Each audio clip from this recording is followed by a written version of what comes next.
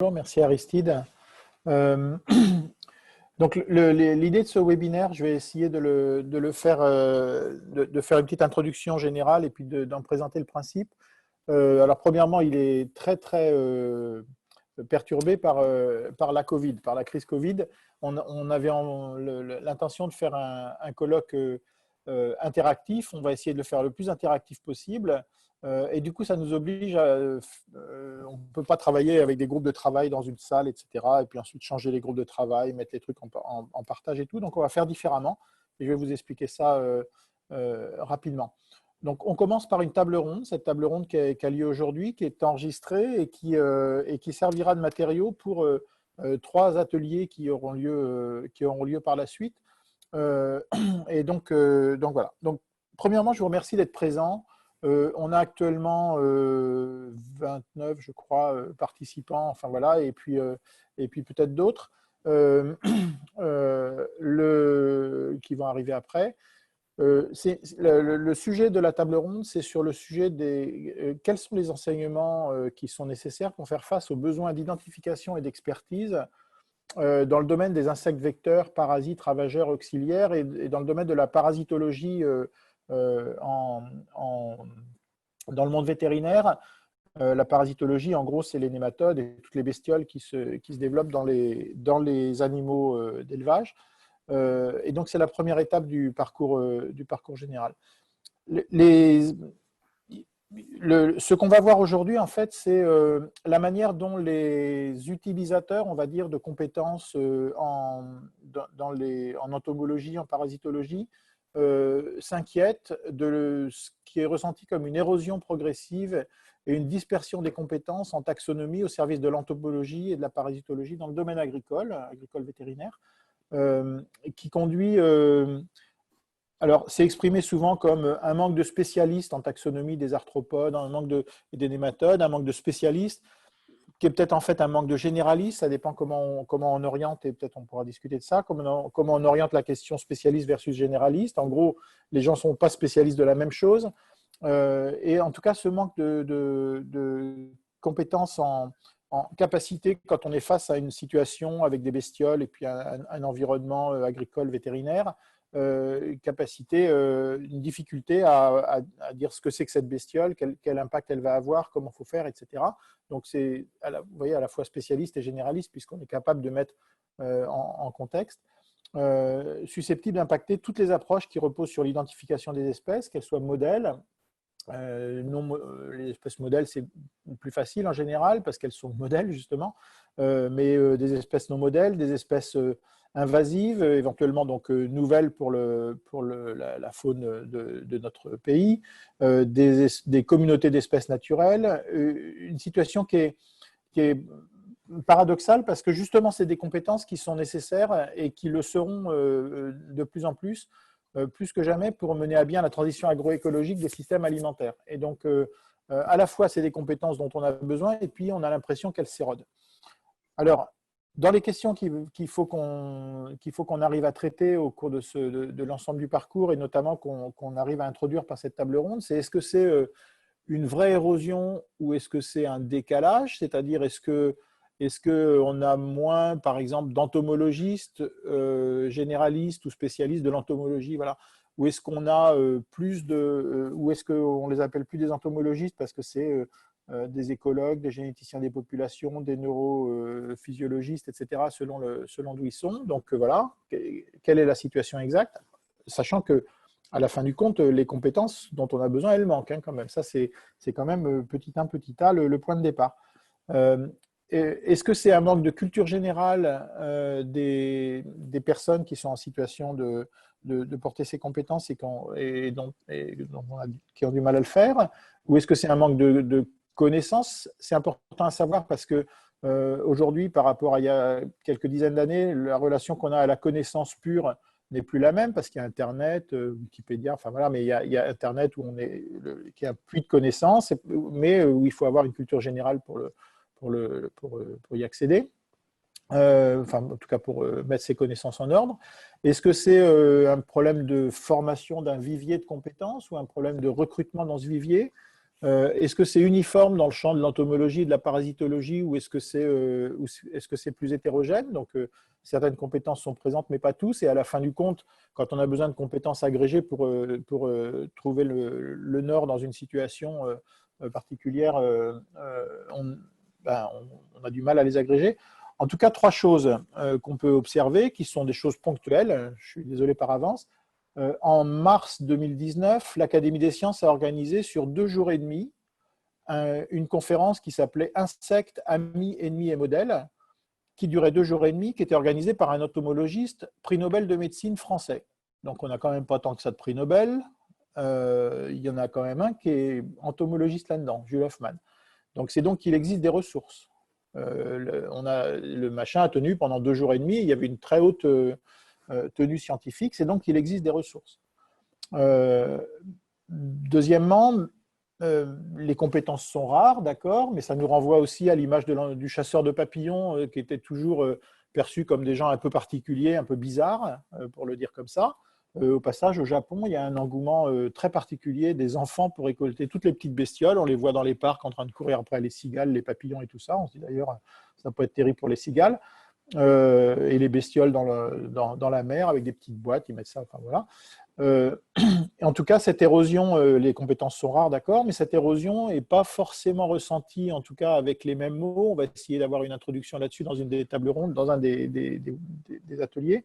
Pas particulièrement ressentie dans d'autres cercles, par exemple celui de la protection de l'environnement, où au contraire, on voit des jeunes arriver avec des compétences assez larges, qui ensuite les cultivent et tout ça. Et puis, troisième constat, un rôle fort de l'enseignement supérieur, notamment agronomique et vétérinaire, parce que si on a un manque de compétences, on se dit en première approche, la formation initiale est un moment un petit peu particulier, stratégique. Voilà. Donc ça, c'est les questions un petit peu introductives. Donc qu'on va essayer de dégager à cette table ronde et qu'ensuite on pourra approfondir dans les ateliers. L'objectif général du parcours, qu'on commence aujourd'hui, donc c'est d'ouvrir des perspectives pour l'enseignement sup et la recherche qui sont alliés dans Agrinium, qui est l'organisateur. Merci Sylvie Vareille pour toute cette organisation, pour aboutir et consolider ces acquis et renforcer le socle de compétences entomologie, parasitologie, non seulement pour les futurs professionnels, mais scientifiques, techniques, de l'agriculture, de l'agroalimentaire au sens large, donc les chercheurs, les ingénieurs agronomes, vétérinaires sur le terrain, ceux qui sont dans les instituts techniques, ceux qui sont dans les champs d'agriculture, ceux qui font le conseil direct aux agriculteurs, mais aussi des acteurs de la recherche. Et au vu des moyens qu'on a actuellement, est-ce qu'il y a des passerelles qui sont souhaitables entre des domaines de compétences, notamment monde animal, monde végétal, je ne dis pas animal insecte, mais animal vétérinaire, quoi, et monde végétal, qui ont des relations à la zoologie, c'est l'ancien nom, mais n'empêche, c'est toujours ça, qui sont des fois un peu différentes, entre des domaines de compétences, donc pour partager l'enseignement et les perspectives. Donc, avant d'introduire les intervenants, donc je rappelle rapidement ce que disait Aristide tout à l'heure. Vous pouvez contribuer ou poser des questions via les questions-réponses dans la barre d'outils en bas de l'écran. Et ces questions-réponses pourront alimenter deux choses. Sylvie va peut-être en faire une première extraction, Sylvie Vareille, qui va peut-être en faire une première extraction et on aura une séance de questions-réponses aux conférenciers en fin de session aujourd'hui, donc d'une part, mais plutôt des questions, elle va choisir plutôt les questions les plus factuelles, les plus reliées, les questions de compréhension directe sur les conférences d'aujourd'hui, premièrement. Et puis deuxièmement, les questions-réponses, faites-les, les questions, posez les questions dans le truc, même si vous ne voyez pas de réaction immédiate, ça alimentera, parce qu'actuellement, cette alimentation, on joue complètement le jeu, donc c'est ça qui alimentera le point de départ dans les ateliers qu'on va organiser dans les jours qui viennent. La conf d'aujourd'hui, donc l'heure et demie qui suit, sera mise en ligne pour les ateliers. Les ateliers eux-mêmes seront mis en ligne dans les prochains jours. Ils ne sont pas encore enregistrés, mais ça sera comme ça avec des des invités qui vont interagir comme si c'était une petite table ronde thématique. Ça sera mis c'est pas enregistré parce que ça va se nourrir de la conf de ce matin. Le premier sera enregistré cet après-midi. Les 3 ateliers seront mis en ligne dans les prochains jours, là, vous serez prévenus, pour réfléchir sur les différentes thématiques de l'identification morphologique versus moléculaire, de la biodiversité sous l'angle des groupes fonctionnels et sous l'angle de la génétique des populations, et du cas spécifique des espèces invasives, parasites ou vectrices, qui sont, somme toute, un peu sur le front de ce qui pose des emmerdes dans le monde agronomique et vétérinaire. Donc, on va avoir aujourd'hui, sur ce matin, 4 séquences pour entamer la réflexion, et je vais présenter rapidement les intervenants avant de leur laisser la parole. Philippe Grandcola est chercheur au Muséum national d'histoire naturelle et au CNRS et donnera un premier éclairage en abordant le sujet par l'angle de la connaissance du vivant et de la biodiversité. Bonjour et merci d'avance, Philippe. Anne-Laure Allec et Marie-Stéphane Tixier, qui sont toutes deux enseignantes et anciens chercheurs à AgroCampus Ouest et à Montpellier Supagro. Alors, moi, je n'ai pas super bien suivi, je crois que tout ça, ça a changé de nom. Enfin, bon, voilà, peu importe, excusez-moi par avance. Qui présenteront en tout cas leur expérience d'enseignement et chercheurs au sein des écoles d'ingénieurs d'agronomie. Bertrand Huguet, merci Anne et Marie-Stéphane. Bertrand Huguet à la DRIAF d'Île-de-France qui éclairera sur le contrôle officiel dans le domaine de la surveillance biologique du territoire et en gros, en partant de ce type d'utilisation particulière, qui est importante mais particulière, quelles sont les difficultés qu'on rencontre sur le terrain, les difficultés en termes de compétences, pas en termes de bestioles qui rentrent, et ça en gros on arrive à peu près à le savoir, enfin d'ailleurs c'est pas facile, mais quelles sont les difficultés qu'ils rencontrent pour justement faire face à ces mouvements de population d'insectes et de parasites en termes de compétences, de quoi il y aurait besoin. Voilà. Donc merci d'avance Bertrand Huguet. Et puis Philippe Le Gall, avec lequel je n'ai pas de lien de parenté, qui est chercheur à l'IRD et qui nous emmènera sur le cas spécifique des pays du Sud et parlera de son expérience au Gabon et au Cameroun, donc un petit peu comment ça se passe là-bas. Merci Philippe par avance pour ça. Donc je passe pour commencer la parole à Philippe Grandcola pour 15 minutes et merci d'avance Philippe. Merci Philippe, donc bonjour à tous. Donc moi c'était Olivier. Pardon, excuse-moi, je confonds les deux, Le Gall, je suis désolé. C'est ça. Voilà, donc merci Olivier. Donc je vais essayer de vous présenter 2 fondamentaux, à la fois un peu l'état des connaissances sur la biodiversité en général, et puis d'autre part, pourquoi finalement devrait-on se préoccuper de systématique.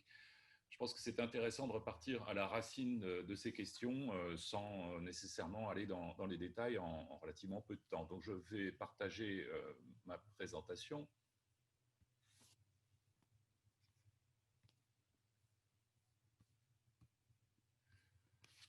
Voilà, donc que connaît-on de la biodiversité? Pourquoi enseigner la systématique? Alors effectivement, que connaît-on de la biodiversité? On connaît en fait relativement peu de choses. Et surtout, elle ne se résume pas à quelques organismes utiles. On a quelques organismes modèles dont Olivier Le Gall a parlé, environ aujourd'hui 1 millier avec un génome séquencé à noter, beaucoup moins avec des niveaux de connaissances vraiment extraordinaires. On peut se rappeler que par exemple chaque année, il y a un colloque sur la drosophile qui rassemble des milliers de participants. Et puis, bien sûr, on a quelques dizaines d'espèces qui sont domestiquées, qui aujourd'hui représentent la majeure partie de la biomasse animale terrestre parmi les vertébrés notamment. Mais ça représente finalement peu du vivant. Et par ailleurs, on dépend d'écosystèmes qui contiennent donc des milliers d'espèces potentiellement interactives, sans parler des espèces dites envahissantes, exotiques, hein, qui changent d'aire géographique et qui interviennent dans nos écosystèmes de manière inattendue. Hein. Et il faut se rappeler aujourd'hui que le trafic aérien a augmenté de 1000% durant les dernières décennies et qu'un département d'outre-mer français, par exemple, va être ennuyé par 1 millier d'espèces environ exotiques envahissantes, parmi lesquelles, bien sûr, de de nombreux insectes ou autres petits organismes relativement peu visibles. Donc ça représente vraiment une pression considérable. Mais on le voit, en fait, il y a un déséquilibre entre ce que nous connaissons de la biodiversité de manière scientifique très approfondie et puis finalement ce à quoi nous nous frottons au quotidien dans les écosystèmes dans lesquels nous vivons et dont nous dépendons. Alors, le souci aussi, c'est qu'on ne connaît que très peu du total de ce qui existe. Toutes les estimations statistiques les plus réalistes, en fait, montrent que nous ne connaissons vraisemblablement que 2 millions d'espèces sur une dizaine de millions qui existent dans le monde, et tous les scientifiques, toutes les équipes qui travaillent sur des questions de structure des écosystèmes le savent bien. Dès qu'on se penche un peu sur un milieu naturel peu connu, on s'aperçoit que pratiquement toutes les espèces que l'on croise communément sont inconnues pour la science. Je vous ai mis deux illustrations ici. D'un côté, la fameuse étude de Tara sur les océans du globe, qui a trouvé environ 90 000 organismes planctoniques nouveaux sur une centaine de milliers échantillonnés. Et puis d'autre part, le fait que, par exemple, chez les insectes, on a décrit encore 2 ordres nouveaux d'insectes, dont un actuel, l'autre fossile, durant cette dernière décennie. Donc ça montre vraiment que le niveau de connaissance est faible, et donc en plus, quand on parle de biodiversité, on ne parle pas d'un ensemble connu, on parle d'un ensemble dans lequel il y a relativement beaucoup plus d'inconnus que de connus. Et c'est vrai également pour la France métropolitaine, ce n'est pas seulement vrai pour des territoires exotiques, des hotspots de biodiversité, c'est aussi vrai pour des écosystèmes près de chez nous. On voit à gauche que le rythme de description des espèces dans le monde ne faiblit pas, et y compris en France, on découvre encore quelques dizaines d'espèces nouvelles chaque année. Il faut se rappeler par exemple qu'en France, les insectes, en France métropolitaine, ça représente 40 000 espèces. Et puis, il y a des espèces même beaucoup plus grosses que les insectes qui passent inaperçues pendant des années. Récemment, moi, j'ai des personnes de mon laboratoire qui ont découvert et décrit pour la science une nouvelle espèce de taupe dans le sud-ouest de la France et l'Espagne. Donc, autrement dit, les jardiniers et les particuliers ont essayé de supprimer les taupes dans leur jardin, qui était en fait une espèce nouvelle qui n'était pas connue, et ce depuis des décennies. Donc, vous voyez que la connaissance de la biodiversité est vraiment perfectible. Le souci aussi également, c'est que la partie que l'on dit connue est très mal connue en réalité, et les connaissances qu'on a dessus sont biaisées et très imparfaites. Là, je vous ai mis 2 graphes tirés d'une étude que l'on a produite en prenant en compte 600 millions de données de biodiversité qui sont disponibles à travers des portails internationaux comme celui du GBIF. Et on voit par exemple sur le graphe de gauche que bien sûr il y a des groupes qui sont suréchantillonnés en regard du nombre d'espèces comme les oiseaux ou un certain nombre de vertébrés, et puis il y a des groupes au contraire qui sont sous-échantillonnés, et bien sûr parmi ceux-ci il y a les insectes. Ce n'est pas seulement un biais, un effet d'échelle lié au nombre d'espèces, c'est aussi simplement le fait que même sur un groupe comme les insectes qui comprend actuellement plus d'1 million d'espèces décrites, finalement, on a très peu de connaissances sur un nombre d'espèces raisonnable. Le graphe de gauche montre, avec des intensités de vert variables, la qualité des observations. Donc, les simples occurrences géographiques, c'est vert clair. Et puis, au plus foncé, on a des données un peu plus sophistiquées dans lesquelles on a quelques dizaines d'occurrences par espèce, et puis des métadonnées un peu plus élaborées. Vous voyez que, là encore, pour la majeure partie des espèces d'insectes, on ne connaît pas grand-chose, si ce n'est qu'elles existent dans un texte de taxonomie publié dans un journal spécialisé, et puis quelques données de localité, d'occurrence géographique. Autrement dit, sur la majeure partie des espèces d'insectes, on n'a aucune connaissance sur les traits de vie, ni régime alimentaire, ni cycle de vie, ni nutrition, pour la majorité des espèces connues. Alors, comment sont organisées les connaissances sur la biodiversité? Bien sûr, elles passent par la taxonomie. Dès qu'on veut s'informer sur une connaissance ou sur une caractéristique biologique, on fait référence à un nom de taxon. Là, par exemple, ici au milieu, vous avez le nom de la blatte germanique, un insecte commensal de l'homme. Et dès qu'on a ce nom, on peut aller chercher la littérature pertinente, aller chercher dans des bases de données s'il y a, par exemple, des séquences d'ADN qui ont été obtenues. On peut aussi se référer finalement à la structure hiérarchique de la taxonomie et essayer de voir s'il est connu quelque chose de proche parent de Blatella, d'autres espèces de Blatella. Donc, en voyageant à travers la taxonomie, on peut aller chercher, par exemple, ce qu'il est connu à propos d'une autre espèce de Blatella. Donc, Ces noms servent de passerelle et nous permettent de voyager dans la connaissance et d'aller chercher ce qui est connu à droite, à gauche.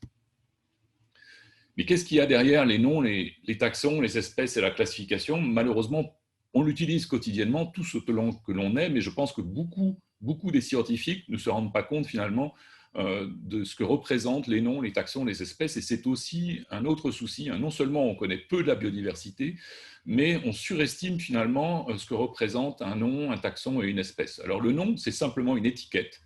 C'est une étiquette qui n'a pas de lien obligé avec ce qui est désigné. Ce que l'on a appelé à un moment donné avec un nom particulier dans les règles de nomenclature, ça peut en fait faire avec plusieurs descriptions qui se succèdent dans la littérature scientifique et qui peuvent être passablement contradictoires.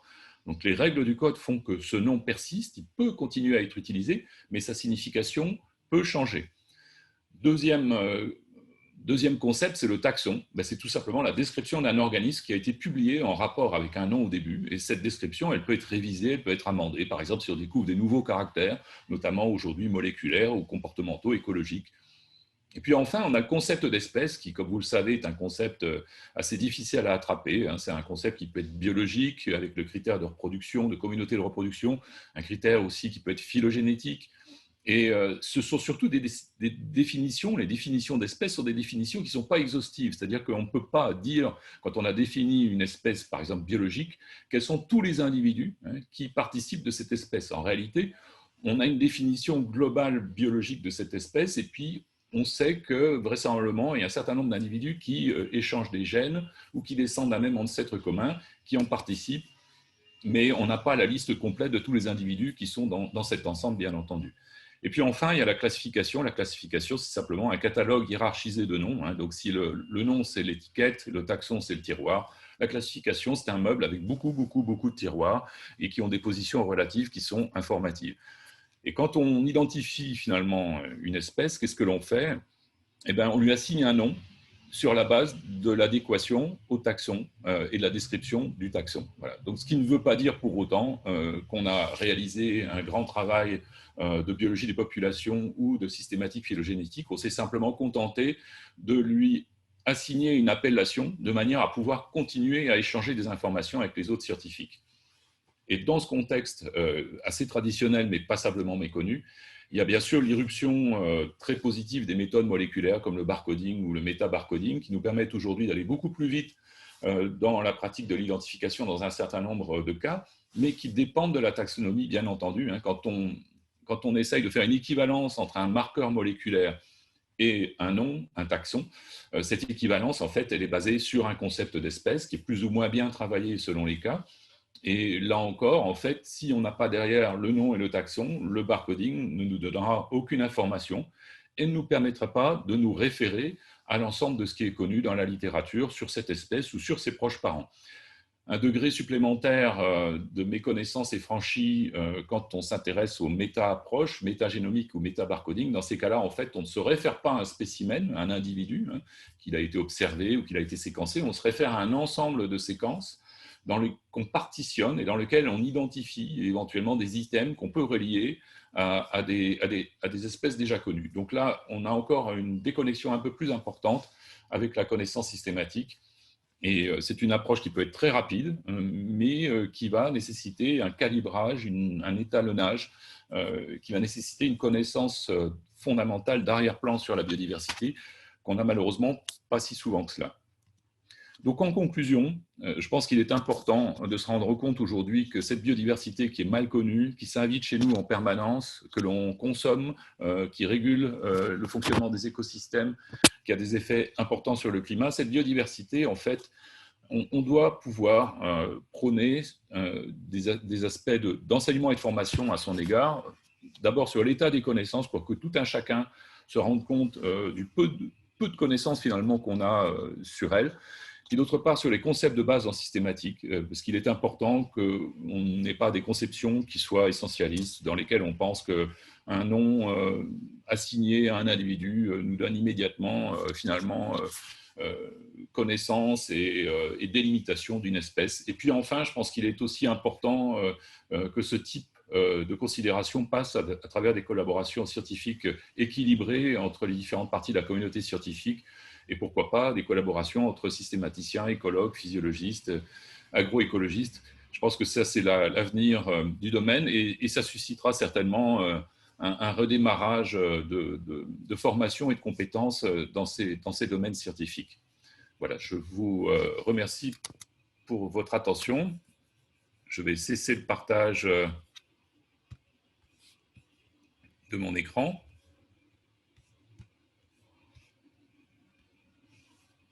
C'est bon, le partage est arrêté. Voilà, merci beaucoup.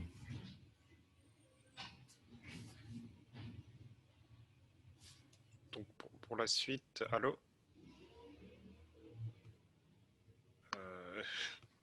Voilà. J'avais coupé mon micro, pardon. Et donc, je faisais la transition, mais dans mon coin.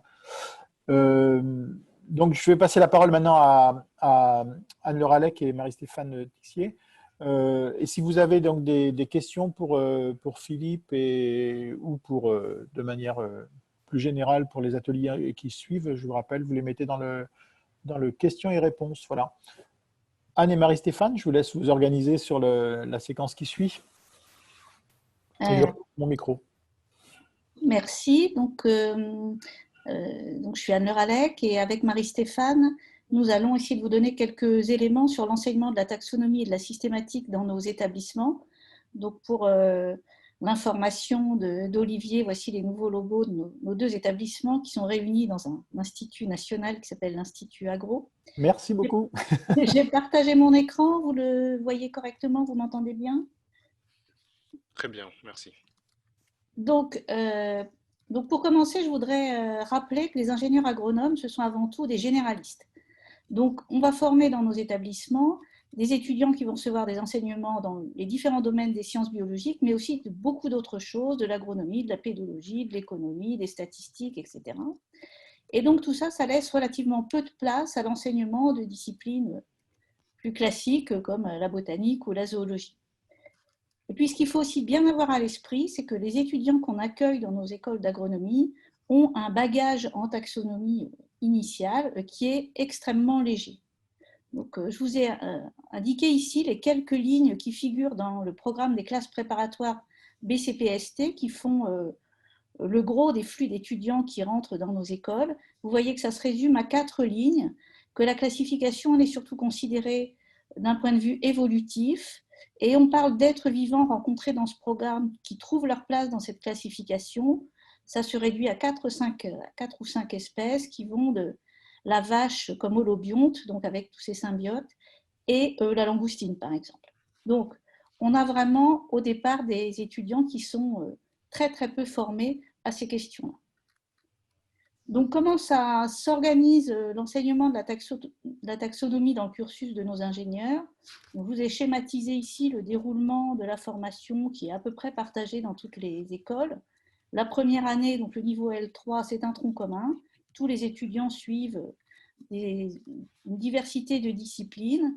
Et dans cette diversité, il y a des unités d'enseignement consacrées à l'écologie, aux écosystèmes, où on va pouvoir insérer quelques heures de sensibilisation à ces questions de classification, de taxonomie, de systématique.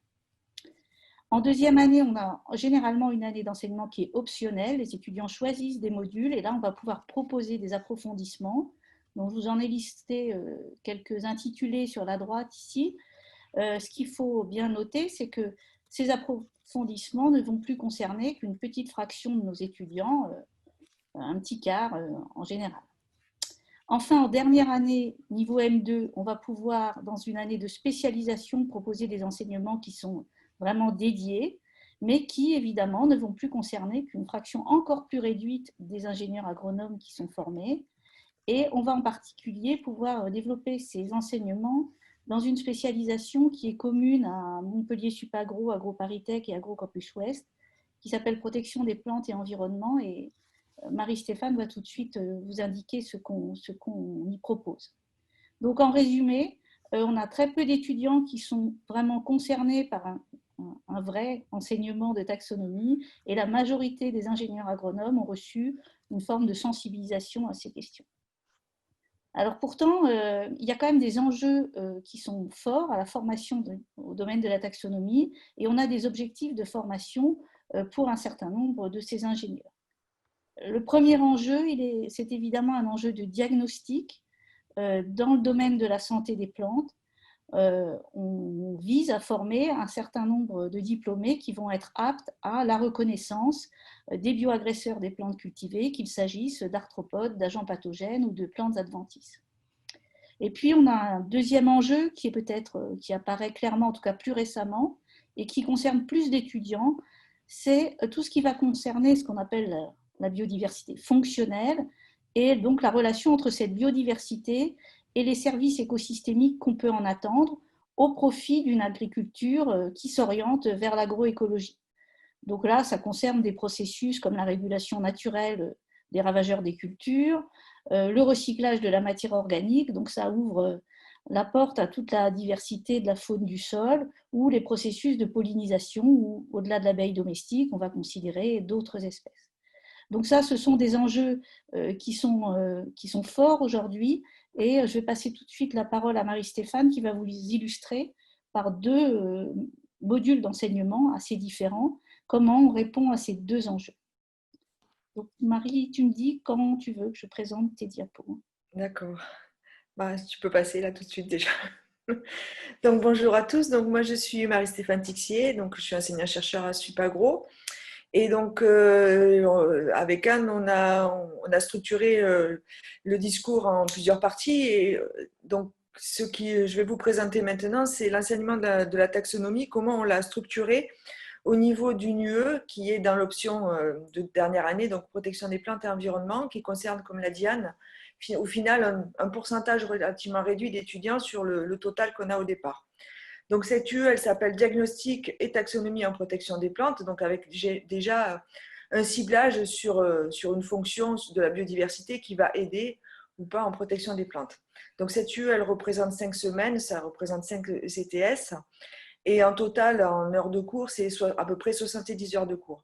Donc, ça, c'est même si ça ne concerne pas beaucoup d'étudiants, il y a un effort qui est fait en dernière année sur cette thématique-là, parce que ça représente à peu près un quart ou peut-être un peu moins du total de l'enseignement en dernière année sur cette option-là. Donc, cependant, ces 70 heures de cours, en fait, il faut les diviser en trois grands champs, la pathologie végétale, la malherbologie et botanique, et entomologie et acarologie. Donc, au final, quand on saucissonne un peu tout, ça fait une vingtaine d'heures de cours finalement par grand type de biodiversité qui sont intéressants pour la protection des cultures. En dessous, dans le tableau, je vous ai présenté de façon plus analytique les heures de cours dédiées à chacun des champs, et aussi comment est structuré finalement l'enseignement et quelle est la progression pédagogique. Donc, ce qu'on peut remarquer, c'est d'abord qu'il y a une même philosophie d'enseignement, que ce soit pour les pathologistes végétaux, que ce soit en entomologie ou en malherbologie, c'est-à-dire des cours assez généraux de présentation des protagonistes au départ. Ensuite, des sorties pour échantillonner, donc récupérer les échantillons sur le terrain. Et ensuite, une grosse part aussi d'identification et de sensibilisation finalement à la méthodologie mise en œuvre, sachant que j'ai bien dit sensibilisation parce qu'on ne devient pas entomologiste avec 20 heures de cours en dernière année d'école d'ingénieur. L'autre caractéristique importante, et qui pour nous est quand même un socle très fondateur finalement de nos enseignements, c'est l'implication très forte des chercheurs dans ces modules-là, avec notamment pour l'entomologie l'implication des chercheurs de l'UMRC-BGP. Et ça aide évidemment les enseignants-chercheurs qui n'ont pas les compétences sur tous les groupes, et ça aide aussi les étudiants en termes de constitution de réseau dès le départ, finalement, avant même qu'ils soient sortis de l'école, ils savent où trouver les compétences en taxonomie. Donc, Anne, tu peux changer, s'il te plaît.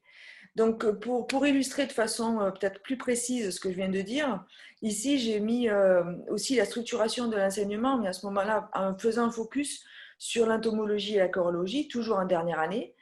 Donc, un premier cours qui vise à donner un panorama de la diversité, qui fait un petit peu catalogue, mais c'est important, comme l'intervenant précédent le disait, de montrer finalement l'amplitude de cette diversité. Ce n'est pas parce qu'on connaît 3 espèces qu'on connaît tout. Voilà. Donc, du coup, c'est mettre les étudiants devant l'abysse qui les attend en termes de connaissance de la biodiversité.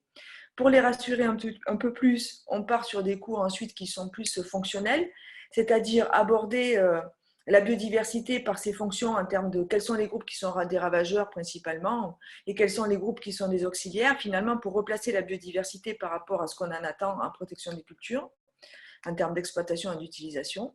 Donc ça, c'est des cours assez généraux. Puis ensuite, on part sur les méthodes. Et les méthodes, elles sont, je t'ai dit tout à l'heure, savoir collecter, comment on collecte, quelles sont les méthodes, mais aussi quelles sont les limites de ces méthodes. Donc, essayer de sensibiliser les étudiants à ces aspects-là. Deuxième type de méthode, c'est les méthodes d'identification, donc morphologiques, à travers des TP et des TD, et aussi des méthodes d'identification moléculaire. Et l'idée, c'est, comme on a peu de temps finalement, c'est de faire réfléchir les étudiants sur la facilité, les difficultés, la fiabilité de l'ensemble de ces diagnostics, pour ensuite, en dernier lieu, mettre l'ensemble de ces connaissances dans un contexte d'application et dans un contexte contextualiser finalement l'application des connaissances en biodiversité en protection des plantes pour que les étudiants réfléchissent finalement à l'utilisation de ces connaissances en biodiversité pour la résolution de problèmes.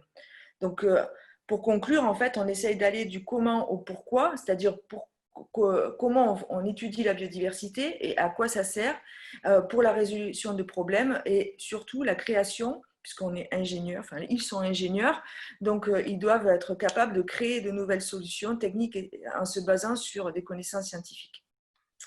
Donc, diapo suivante. Donc ça, c'était la partie qui concerne le cœur de métier, finalement, et le cœur de formation des ingénieurs agro en 3e année dans l'option de protection des plantes. À côté de ça, en 2014, on a eu une réflexion à Agropolis et puis finalement à Supagro et dans l'UMR-CBGP sur l'enseignement à la taxonomie. Pourquoi ? Comme on l'a dit en introduction, le nombre de spécialistes taxonomistes est réduit de plus en plus au niveau européen, mais aussi au niveau mondial, et français a fortiori. Et donc, on s'interroge sur l'avenir de la taxonomie, de son enseignement, et de là, on découle comment on va arriver à répondre finalement aux besoins, que ce soit en conservation de la biodiversité ou en gestion de la biodiversité à des fins finalisées, sans spécialiste. En gros, sans spécialiste, on ne connaît rien, donc on risque de faire un peu n'importe quoi à terme. Donc, c'était l'idée sous-jacente. Et donc, une des solutions, c'est de se dire il faut capitaliser les connaissances qui existent, les faire partager. Et cette solution, ça a été concrétisée par la création du MOOC Nectar. Donc, ce MOOC Nectar, il a été élaboré pendant 2 ans grâce à des financements Agropolis International et Agrium. Et il a fédéré des chercheurs et des enseignants-chercheurs, donc au CBGP, donc le MR-CBGP, et aussi des équipes TIS de Supagro. Donc, ça a été vraiment un projet fédérateur avec des organismes nationaux de recherche, des organismes d'enseignement supérieur, pour essayer de mettre ensemble les forces, pour faire de la pédagogie avancée, on va dire, pour différents publics dont on parlera tout à l'heure. Donc, c'est 5 semaines et ce MOOC est disponible gratuitement à tout le monde sur la plateforme Fun. Donc, on peut changer de diapo. Alors, les objectifs du MOOC étaient assez variés. Mais complémentaires. Donc évidemment, notre premier objectif en tant qu'enseignant-chercheur dans une école d'ingénieurs, c'est que ça serve nos étudiants. Donc c'était enseigner la taxonomie aux ingénieurs agro et dans un contexte de gestion des agrosystèmes, comme l'a dit Anne, tourné vers des gestions agroécologiques et montrer finalement l'importance de la biodiversité pour la gestion de ces systèmes-là. Donc, c'est pour ça que le MOOC il a été intégré dès sa création et toujours dans les enseignements de Supagro au niveau M1, c'est-à-dire en 2e année d'école d'ingénieur. Et en même temps, que les étudiants suivent ce MOOC pendant 4 à 5 semaines, ils réalisent aussi des mini-stages encadrés par les chercheurs dans l'UMR-CBGP. Donc, pour se confronter à la pratique et avoir une expérience avec des chercheurs. Et en même temps, les étudiants partageaient cette expérience avec les professionnels et ceux qui suivaient le MOOC parce qu'ils animaient les réseaux, répondaient aux questions, les réseaux sociaux, et ils répondaient aux questions posées sur les forums. Le deuxième objectif était de rendre visibles les recherches en taxonomie dans le CBGP à Montpellier-Supagro en général, ou à l'INRAE, ou à l'IRD, ou au CIRAD. Et c'est pour ça que le MOOC était ouvert largement, donc à tous. Deux versions ont été réalisées, en anglais et en français. Et le maître mot derrière, c'est attractivité. Attractivité en termes de collaboration et attractivité en termes d'étudiants. Et le dernier objectif était de créer un réseau d'apprenants et d'enseignants. Et c'est pour ça qu'on a créé, dès la deuxième année, un MOOC en pédagogie inversée, où finalement les apprenants se posaient a priori des questions sur ce qu'ils voulaient apprendre et comment ensuite le MOOC répondait à ces attentes. Donc toujours dans un objectif de partage et de responsabilisation de l'apprenant. Alors, ce MOOC, ça ne répond pas à tout, parce que l'idée, c'était de donner des bases, donner une ouverture et donner une sensibilité et surtout une envie d'aller plus loin. Parce qu'un MOOC, c'est un enseignement à distance, c'est compliqué de faire de la taxonomie à distance, mais au moins, l'objectif, c'était de donner l'envie d'aller plus loin et donner le réseau pour y aller. 3 sessions ont été organisées, 2016, 2017, 2018. Plus de 2000 participants se sont connectés au MOOC par session dans 80 pays différents. Au niveau des étudiants, 10 à 15 étudiants de Master 1 ont suivi ce MOOC, et bien plus dans la crise Covid.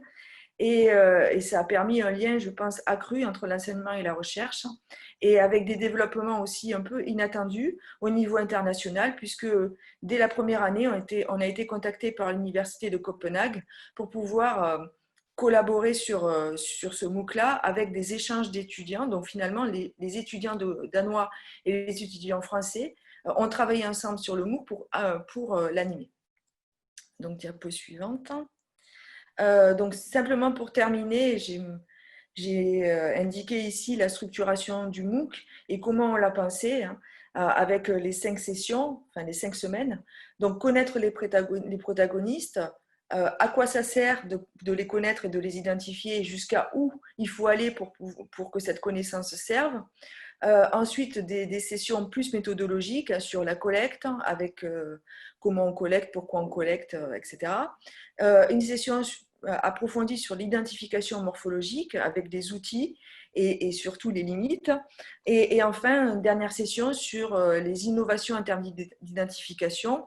Donc, pour faire le lien avec ce qui a été dit en introduction, qu'un entomologiste ou un taxonomiste ne soit pas vu comme un chasseur de papillons uniquement, mais il y a des questions scientifiques derrière et des questions de conservation de la connaissance et de diffusion.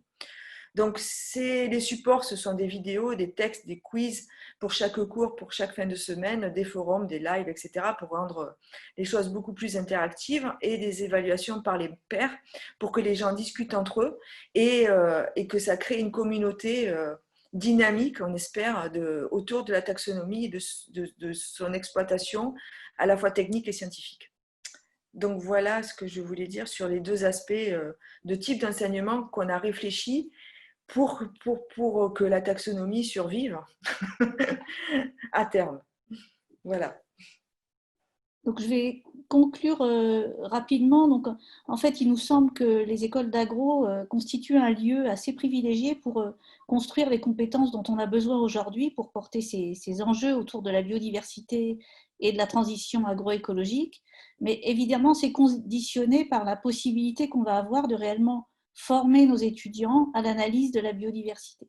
Et donc ça nous conduit à quelques questionnements autour de quel type de formation on peut proposer, pour quel métier, parce que finalement, c'est aussi un enjeu important pour les enseignants que de savoir pour quel métier ils forment leurs étudiants. Donc, il y a un diplôme dont on n'a pas encore parlé et qui, dans ce contexte, paraît important, c'est le doctorat. En fait, il faut savoir que parmi les ingénieurs de l'option, la spécialisation dont on a parlé, une proportion non négligeable vont poursuivre en thèse, et que ces ingénieurs-là, eh bien, ils vont être aptes à porter justement ces missions autour de la biodiversité fonctionnelle et de l'agroécologie parce que la thèse va leur permettre d'approfondir la connaissance de certains groupes à la fois sur le plan taxonomique et sur le plan fonctionnel. Donc, ça correspond à des métiers d'ingénieur de recherche. Alors, est-ce qu'on est capable de faire un chercheur en taxonomie à partir d'un ingénieur agronome? C'est peut-être pas la meilleure formation initiale, mais en tout cas, on peut aussi avoir des étudiants qui vont devenir chercheurs autour de processus assez amont et de questions assez amont de l'élucidation des interactions biotiques, connaissances dont on va avoir besoin pour renforcer les services écosystémiques. La deuxième chose, c'est qu'au niveau M2, au niveau ingénieur ou master, eh bien, on sent bien qu'il y a un besoin de former des gens qui soient réellement plus spécialisés, qu'on pourrait appeler des phytiatres. Alors ça, c'est un vieux mot, mais l'idée qu'il y a derrière, c'est d'avoir des gens qui soient vraiment aptes à porter des diagnostics de façon assez large et à proposer des conseils de gestion. Donc ça, c'est un peu un nouveau métier qui pourrait émerger, notamment du fait de différentes évolutions réglementaires dont on ne va pas parler ici. Et puis se pose aussi toute la question de l'épidémiosurveillance. Est-ce que ce qu'on fait suffit à former des gens qui peuvent occuper ces postes qui sont, comme il a été dit en introduction, extrêmement importants du fait des mouvements d'espèces dans le monde. Et puis enfin, je pense qu'on ne peut pas négliger le fait qu'il peut être intéressant aussi de s'intéresser à des formations plus courtes pour former des techniciens qui pourraient porter des tâches, des missions d'identification peut-être un peu plus de routine, mais dont on va avoir fortement besoin pour ces questions d'agroécologie, par exemple. Dans l'UMR à laquelle j'appartiens, on est sollicité presque, je dirais, toutes les semaines pour proposer des formations sur l'identification des pucerons parce qu'il y a plein d'organismes qui ont besoin de mettre un nom sur les espèces qu'ils vont suivre. Et donc, ces formations-là, ça pourrait être des formations diplômantes de type licence pro.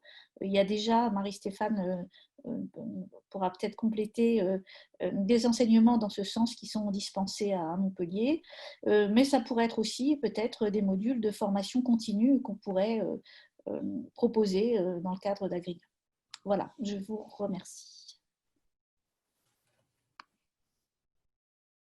Donc, merci beaucoup Anne et Marie-Stéphane. On voit les efforts un peu que fait, en tout cas, un bout de l'enseignement supérieur agronomique. On aurait pu avoir un exposé aussi des écoles veto qui aurait été un peu différent parce qu'elles parleraient moins d'entomo et plus de parasito. Je vais laisser la parole maintenant à Bertrand Huguet, peut-être un petit peu le praticien, celui qui, on aurait peut-être pu commencer par celui qui aurait pu nous décrire en tout cas une partie de la demande, entre guillemets, et du besoin qu'il y a dans l'environnement, on va dire autour du monde agricole et vétérinaire. J'ai juste oublié de dire tout à l'heure, et il m'excusera, peut-être, j'espère, on a un grand témoin pour toutes ces journées qui nous aidera pour la conclusion générale le dernier jour du parcours. Et c'est Guy Riba qui est revenu, et qui est retraité maintenant, mais qui est revenu pour ce colloque. Donc, il est là dans l'audience. Il ne peut pas s'exprimer avec son micro parce que lui non plus, etc. Mais il aura l'occasion de s'exprimer le dernier jour. Bonjour Guy et merci par avance pour tout ça. Donc, Bertrand, je te passe la parole pour donc un petit peu décrire le type de problématiques que vous rencontrez, le type de besoins que vous avez sur le cas particulier donc des contrôles officiels, les espèces invasives, donc des espèces qu'on a beau être formé sur la taxonomie, sur l'identification et tout ça, c'est des espèces que par définition on ne connaît pas, en tout cas au début. Ensuite, on les connaît trop bien. Donc, je te laisse la parole. Merci. Bonjour à tous. Donc, je vais effectivement vous expliquer pourquoi on a besoin d'avoir recours à l'identification taxonomique dans nos métiers là, de contrôle officiel réalisés par les services en charge de la protection des végétaux du ministère de l'Agriculture. Juste les bases réglementaires de ce qu'on appelle les contrôles officiels. Donc, il y a la dernière base réglementaire, c'est un règlement européen qui définit ce que sont ces types de contrôles officiels, que ce soit dans le domaine de la santé des végétaux, de la santé protection animale et la sécurité alimentaire. Nous, celui qui nous affecte le plus, c'est un règlement de 2016, mais qui est entré en vigueur en décembre 2019 sur la santé des végétaux, donc qui succède à une ancienne directive de 2006, qui définit en fait comment les États membres doivent mettre en place une surveillance vis-à-vis d'organismes nuisibles, donc qui vont être dits réglementés, pour s'assurer qu'ils ne rentrent pas sur le territoire de l'Union européenne et lorsqu'ils s'y trouvent, de mettre en place des mesures pour éviter leur dissémination. Et donc, ce règlement, outre ses obligations de surveillance, nous indique ce que l'on doit surveiller.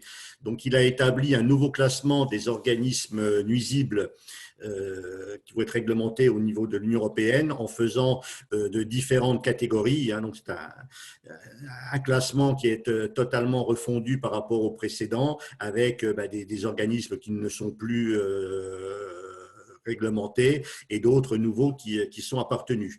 Donc là, je vous ai fait figurer sur ce tableau la différente nomenclature de ces organismes et puis, à titre d'exemple, le nombre d'insectes ou de nématodes qui sont concernés pour chaque catégorie, sachant qu'on a bien entendu aussi des bactéries, des champignons et des virus.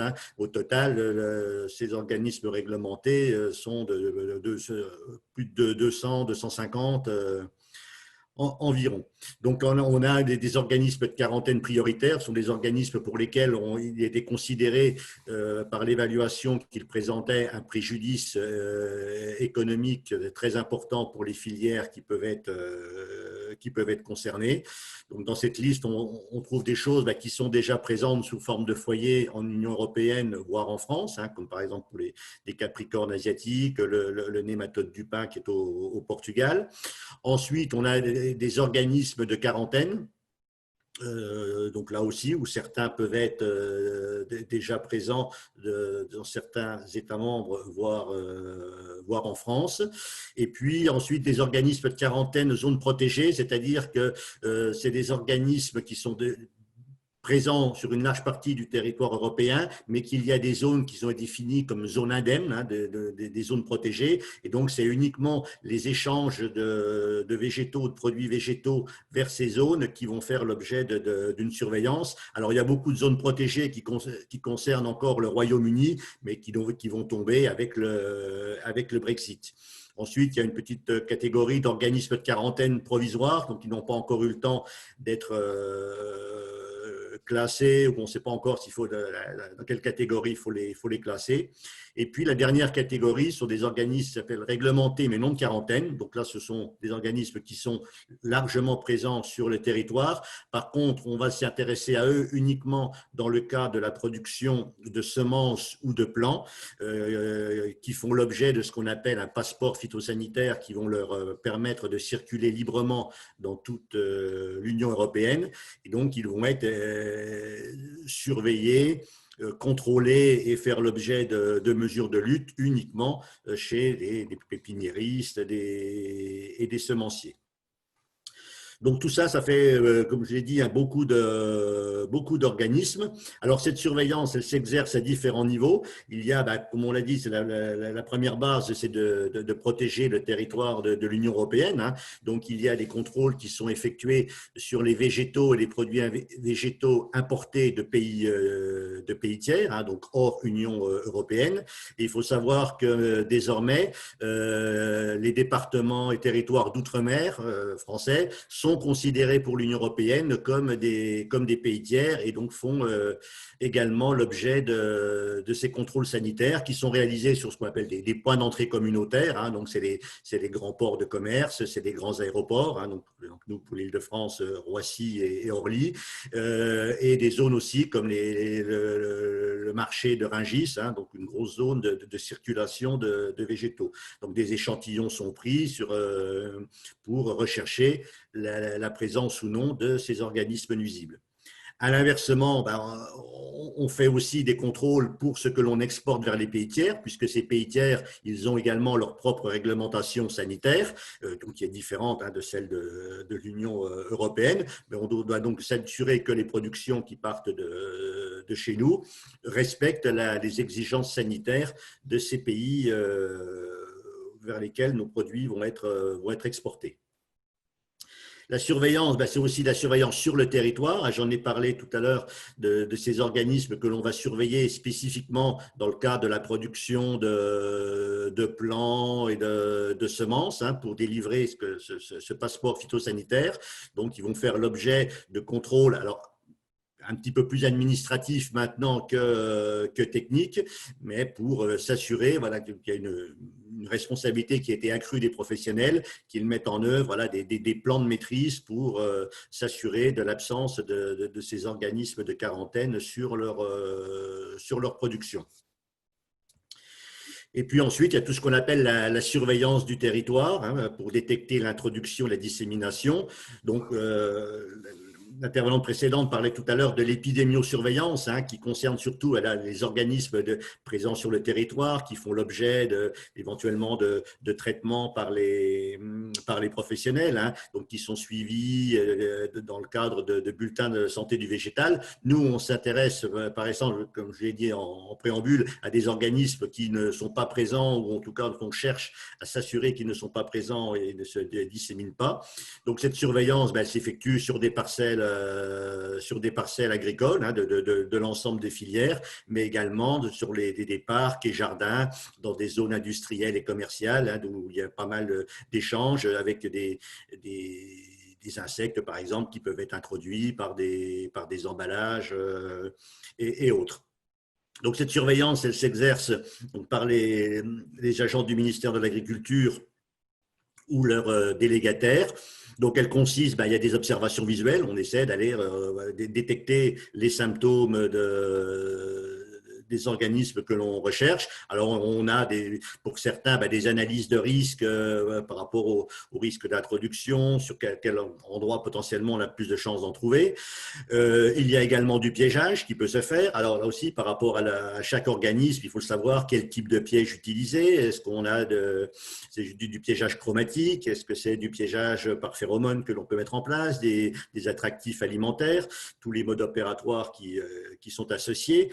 De la même façon, il y a des prélèvements qui sont faits de terre ou de végétaux pour rechercher des organismes nuisibles. Là aussi, il y a des besoins de modes opératoires et de protocoles très précis sur la façon de prélever, les conditions de conservation et d'envoi des échantillons. Et lorsque l'on détecte un organisme réglementé, on passe en mode ce qu'on appelle gestion de foyer, c'est-à-dire qu'on va prendre des mesures de lutte obligatoires pour que les professionnels, que ce soit des agriculteurs ou des collectivités, mettent en œuvre ces mesures. Alors, les besoins que l'on a, c'est la connaissance de ces organismes nuisibles à rechercher. Comme je l'ai dit, il y en a plusieurs centaines, avec pas mal de nouveaux suite à la nouvelle classification. Alors, par essence, la plupart de ces organismes ne sont pas présents sur le territoire, donc c'est difficile d'aller se former l'œil sur le terrain. Donc, il y a une grande part de formation qui est très théorique. Donc là, dans le cadre de ce nouveau dispositif, on a des fiches de reconnaissance qui nous sont mises à disposition au fur et à mesure par la plateforme nationale d'épidémiosurveillance, avec des éléments sur les aspects biologiques de ces organismes nuisibles, les plantes hôtes, les symptômes, les cycles de développement. Donc, il y a tout ce travail d'assimilation à faire par les inspecteurs qui est un travail très, très, très, très lourd. Les besoins que l'on a, c'est de l'identification précise, parce que lorsqu'on a affaire à un piège avec pas mal d'insectes, il faut essayer de bien détecter si celui que l'on cherche est bien présent. Pareil, si on a des symptômes très, très, très, très vagues d'une mineuse, par exemple, ou des trous sur un arbre, savoir quel est l'insecte xylophage qui peut être dedans. quels sont les éléments qui peuvent nous amener à pousser les investigations un petit peu plus loin, surtout lorsque des fois on est obligé de détruire un végétal pour s'assurer de l'absence de l'organisme nuisible que l'on recherche à l'intérieur. Alors, les besoins, c'est aussi que cette identification elle soit précise, mais aussi rapide, notamment dans le cas des échanges à l'importation. Je prends l'exemple là, l'activité la plus fréquente, ou tout du moins dans notre région, c'est la détection de mouches des fruits, notamment sur des importations de fruits exotiques, et en particulier les mangues. Il existe pas mal de mouches des fruits. J'ai mis un tableau qui liste quelques espèces des Ragoletis et des Bactrocera, mais il y en a bien d'autres. Et on en a donc certaines qui sont déjà communes sur le territoire. Il y en a qui sont réglementées en tant qu'organisme de quarantaine ou quarantaine prioritaire. D'autres qu'on n'a encore pas identifié et classé.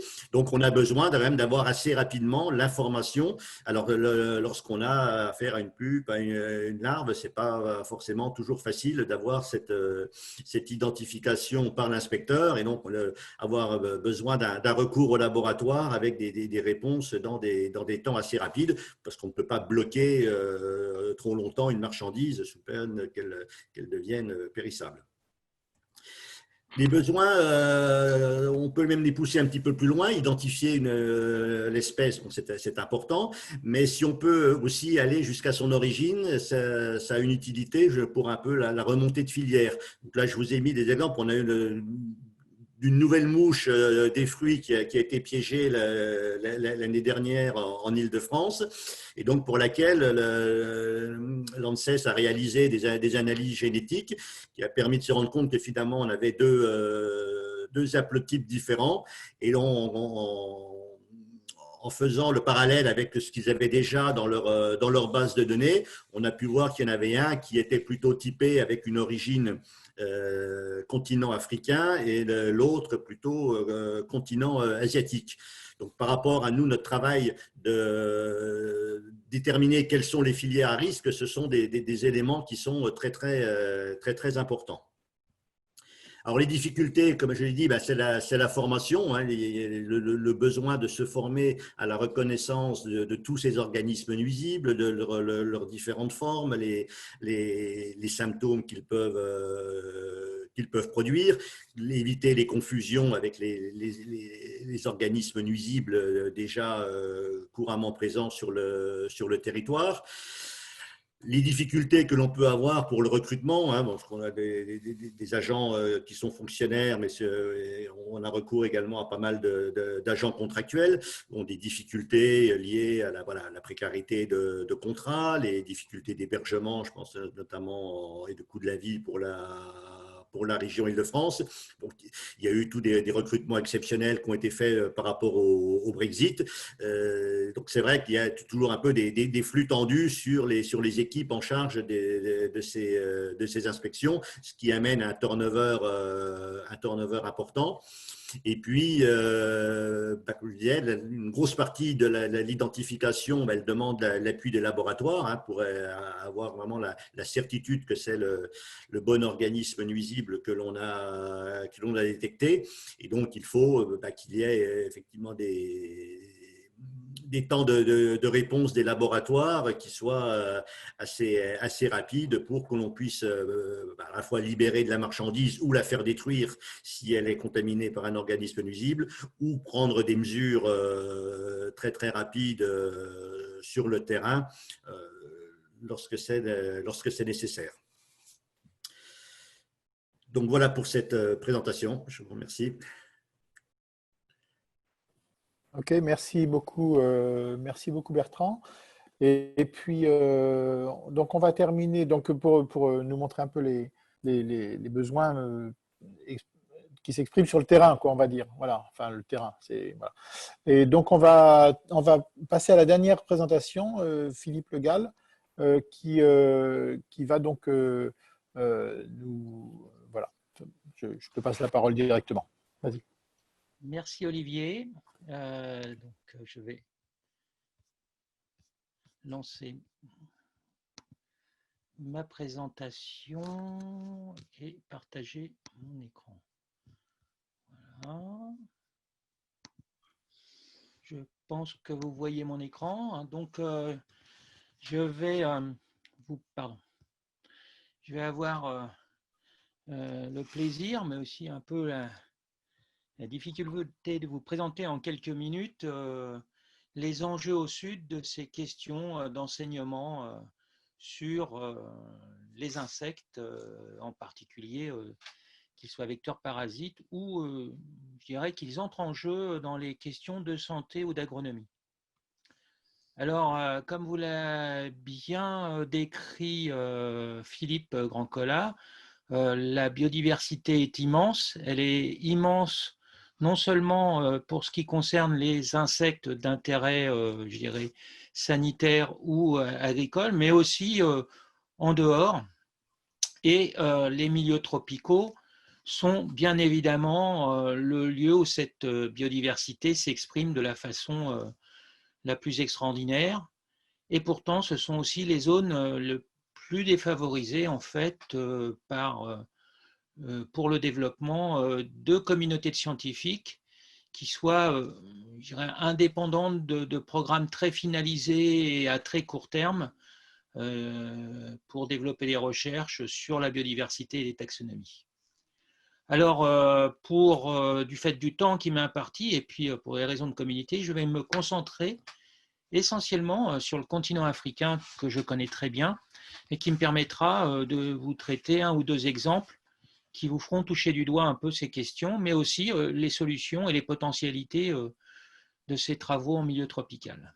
Alors l'Afrique, évidemment, pourquoi? Parce que je la connais bien, mais aussi parce que c'est vraiment... il y a eu un ouvrage très très récent là, ce mois-ci sur ce sujet, un continent d'avenir. Un quart de la population mondiale en 2050 sera africaine, avec plus de 4 milliards d'habitants en 2100. Et avec des problèmes très concrets actuellement, qui sont des mégapoles de plus en plus importantes, avec des conurbations, par exemple, tout le long du littoral atlantique. Et certains avantages, et en particulier, par exemple, l'utilisation de la téléphonie mobile, qui est extrêmement répandue sur le continent africain. Les Africains sont extrêmement mobiles avec ces téléphones et très habitués à leur usage. Alors les besoins, on parlait de biodiversité, voilà une photo qui illustre bien, ça c'est une photo d'un piège lumineux à 19h30, on était donc 1 heure après le coucher du soleil et on voit déjà une multitude de spécimens et d'une très grande diversité qui arrive. Ces besoins sont évidemment de plus en plus prégnants, liés à la dégradation accélérée des écosystèmes. En Afrique, on est dans un mode de fonctionnement qui est d'un passage de l'agroécologie, sont des systèmes de culture traditionnels mêlant les différentes cultures, mais aussi avec beaucoup d'interfaces arborées. Et puis, comme pour tous les continents, des risques accrus sur la biodiversité, l'agriculture et la santé, avec les maladies émergentes, liées à cette destruction des milieux et aussi à l'augmentation énorme des échanges. Et donc, on voit apparaître de plus en plus de nouveaux ravageurs agricoles. Récemment, on a eu une noctuelle, un Spodoptera qui a envahi l'Afrique à une vitesse déconcertante, Spodoptera littoralis, et puis sur les maladies émergentes, j'y reviendrai dans la suite de mon exposé. Et face à ça, on a une méga diversité. Sur la droite, je vous ai mis un petit schéma d'une manip liée à une école de terrain sur les lépidoptères, tout simplement, et qui reste encore totalement à documenter. Par exemple, autant avec le muséum, l'IRD et d'autres instituts comme le CIRAD, on avait une série qui s'intitulait La faune de Madagascar, qui a produit de nombreux ouvrages. Il n'existe pas actuellement d'ouvrages ou de systèmes centralisés de publication autour de la faune d'Afrique. comme on peut avoir autour de la faune d'Europe ou de la faune américaine, etc. Alors les besoins sont évidemment essentiellement à l'expertise taxonomique qui est indispensable pour permettre à la fois le suivi des écosystèmes, de la biodiversité et des interactions entre ces écosystèmes, cette biodiversité, le monde agricole ou le monde de la santé. D'autre part, on a eu depuis quelques années un profond changement de paradigme dans la recherche sur la biodiversité, qui a été l'irruption du protocole de Nagoya et de ses corollaires, qui fait que les gouvernements africains, aujourd'hui, ont un besoin essentiel d'experts qui puissent les guider dans ces questions, mais aussi à la fois les chercheurs des pays développés et les pays qui seront les lieux où on se faire ces recherches, d'experts locaux qui puissent participer aux travaux de recherche et vraiment lancer cette dynamique d'échange et de partage des acquis et des résultats. Et enfin, il y a une forte augmentation du développement de l'utilisation de la biodiversité, que ce soit avec les bois commerciaux qui sont essentiellement maintenant extraits d'Afrique pour une grande partie, les insectes comestibles qui connaissent ces 10 dernières années un essor formidable avec le lancement de programmes d'élevage et des questions de plus en plus prégnantes sur la pérennité des ressources sauvages qui sont extrêmement utilisées. On parle d'utilisation de centaines ou de milliers de tonnes, par exemple, de chenilles ou de larves de coléoptères comestibles, comme vous pouvez voir sur la petite photo à droite de l'écran. Il y a aussi les questions de substances naturelles, là liées beaucoup au protocole de Nagoya. Et donc, il y a un besoin énorme de traçabilité et de connaissance de ces taxons utiles. Alors, face à ces besoins, on a un manque, face à ces demandes, on a un manque criant d'expertise locale face à ces enjeux. Je vous ai mis une petite photo de mon collègue Georgen qui a monté la plus grande collection de références dans le domaine de l'agriculture, mais aussi de la biodiversité et de la santé d'insectes, donc à l'Institut international d'agriculture tropicale à Cotonou.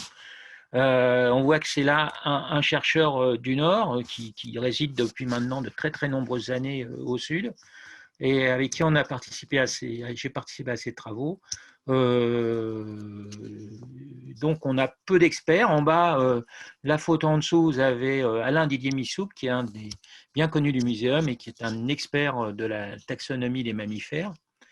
Et d'autre part, il y a un problème important, qui dit taxonomie, dit collection de références, je dirais, un accès régulier et journalier à ces collections de références pour assurer la détermination des spécimens et puis le développement de sa propre connaissance taxonomique. Or, en dehors des grandes collections de botanique que sont les herbiers nationaux, qui sont fortement, il y a un très fort réseau en Afrique subsaharienne. Les collections de zoologie existent, mais elles sont souvent de petite taille, peu référencées, peu documentées, et hormis celles de l'ITA à Cotonou, et les collections en Afrique du Sud ainsi qu'au Kenya, encore très difficilement accessibles. Et enfin, le vrai problème aussi est la concentration des experts sur des projets très finalisés à très court terme qui se retrouvent embarqués de façon absolument indispensable sur des programmes finalisés, mais qui du coup ne peuvent plus assurer des projets à plus long terme comme des projets de suivi de la biodiversité ou de la taxonomie. Alors face à ces besoins, je vais vous montrer un peu 2 exemples de réponses auquel j'ai participé. Donc, un projet qui, à mon avis, est exemplaire, qui a allié la recherche et la formation de doctorants, puisqu'on a, dans ce cadre de ce projet, formé sur 5 ans, 3 doctorants européens et 3 doctorants africains, et il y a de nombreux masters qui ont été formés. Et c'est donc, c'était d'étudier le rôle de la faune d'arthropodes dans la circulation d'une bactérie pathogène, Mycobacterium ulcerans, qui est sur toute la ceinture tropicale. Et même si on a un nombre de cas relativement faible, c'est une vraie maladie émergente avec des spots de plus en plus importants et une maladie extrêmement inquiétante au niveau de son évolution pour les patients. Et Mycobacterium, ce sont des bactéries, certaines d'entre elles donnent la lèpre ou la tuberculose, donc ce sont des bactéries que seules des trithérapies antibactériennes peuvent traiter. Donc très complexe à traiter et très longue et très coûteuse. Dans ce cadre-là, nous avons plus particulièrement étudié les groupes taxonomiques qui étaient présents dans les maisons et autour des maisons d'Afrique centrale. C'était d'ailleurs, on a découvert en se lançant dans ce projet que cela n'avait jamais été regardé sur un plan très général. On savait quels étaient les insectes vecteurs, évidemment, présents dans les maisons et autour des maisons. Et on s'est donc lancé un peu au hasard sur, je dirais, un peu sans préjugés sur cette question, ce qui fait qu'il est arrivé au laboratoire plus de 300 000 individus qui appartenaient à plus d'une centaine de familles appartenant à de très nombreux ordres d'insectes et qu'il a donc fallu nous monter une équipe de taxonomistes un peu généralistes, faisant de la morphotaxonomie, puisqu'on n'avait pas les moyens de traiter au niveau moléculaire l'ensemble de tous ces éléments qui, par ailleurs, étaient traités en recherche moléculaire pour rechercher les signatures de mycobactéries.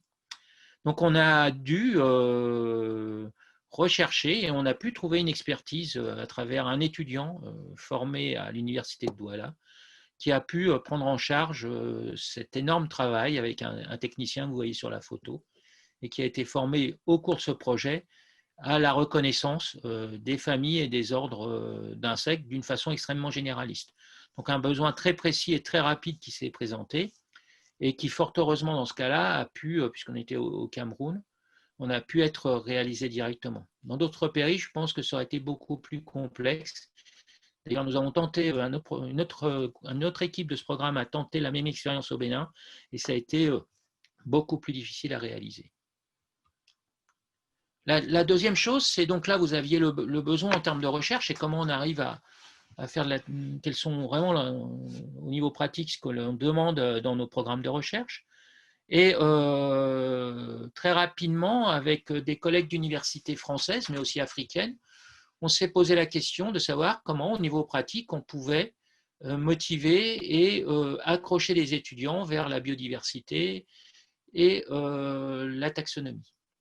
Et c'est comme ça qu'est née l'idée d'écoles de terrain en Afrique centrale et qui est devenue un vrai réseau de collaboration. Vous avez là quelques-uns des logos des multiples partenaires qui, depuis 2011, puisque nous avons démarré en 2011 ces formations sur le parc national de l'Alopé, ont été établis. Donc, c'est en fait les mots-clés de ces formations, c'est motiver, former, apprendre aussi, c'est-à-dire non seulement les étudiants apprennent, mais les chercheurs apprennent beaucoup sur et de leurs collègues et créer vraiment une forme d'approche nouvelle dans l'interdisciplinarité. Donc, comme vous l'avez vu précédemment, il y a plus d'une vingtaine d'institutions africaines et françaises qui ont signé un accord de consortium en 2015, je crois, qui a été renouvelé très récemment en 2019. Et c'est un projet qui a déjà essaimé au Gabon sur la région littorale, avec des approches d'écologie et de taxonomie sur les organismes essentiellement océaniques et aussi d'eau douce. Et puis des écoles au Cameroun, en région montagneuse à Oku, et suite à des questions sécuritaires depuis 2 ans maintenant, à l'École nationale des eaux et forêts près d'Yaoundé. À chaque fois, c'est une vingtaine d'étudiants, mais 20, 25, 30 étudiants qui sont concernés. Mais avec la durée de cette approche, on a maintenant plus de 300 étudiants qui ont été concernés par ces formations et je les retrouve d'ailleurs de temps en temps, soit à l'université, soit en particulier à AgroParisTech où je donne des cours régulièrement. On retrouve nos anciens étudiants de master qui ont poursuivi et qui sont toujours intéressés par les questions de biodiversité et de systématique. Alors en fait, on est un système qui est basé sur des ateliers qui sont centrés sur les savoir-faire au départ, puisqu'on est sur le terrain, c'est observer, mesurer, prélever. Et c'est bien en partant autour des écosystèmes, on travaille sur la biodiversité, à la fois végétation et faune, et on se pose des questions sur le milieu physique, le climat, et les sociétés qui ont, je dirais, modelé cette biodiversité. Et on a aussi une fois qu'on a échantillonné, il y a bien évidemment des ateliers d'inventaire et on a aussi des ateliers de barcoding. Et ces ateliers de barcoding permettent ainsi aux étudiants de voir arriver d'une année sur l'autre à la fois leur tri morphologique et qui est conforté souvent par les approches moléculaires.